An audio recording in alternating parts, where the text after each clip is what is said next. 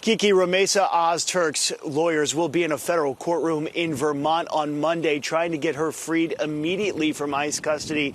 But as you mentioned, in the meantime, and for the first time, we are hearing her detail her ordeal in her own words. It's been more than 2 weeks since Rumeysa Ozturk was taken into custody outside her Somerville home.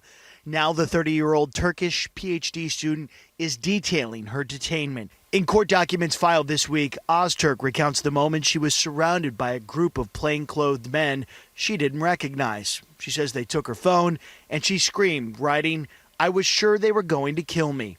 She says she was put into an SUV, then taken out, had her feet and belly shackled, and was then put back in a vehicle.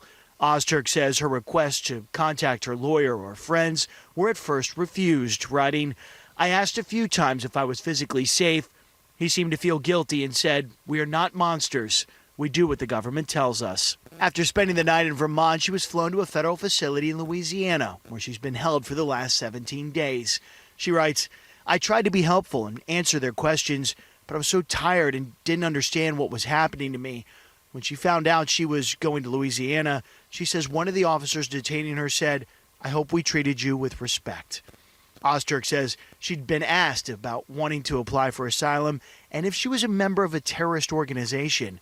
The Department of Homeland Security says Ozturk engaged in activities in support of Hamas. Her attorneys believe it stems from an op-ed she co-authored in the student newspaper last year.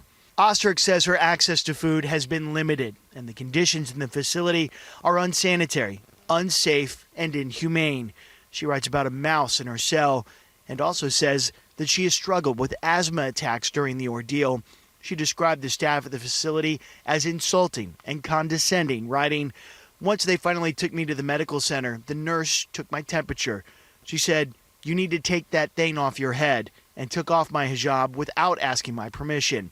I told her, 'You can't take off my hijab,' and she said, 'This is for your health.'" And Ozturk also writes in there that she hopes that she can be released so that she can continue her PhD work right here. Reporting live from the campus of Tufts University, Quinn, 7 News 19.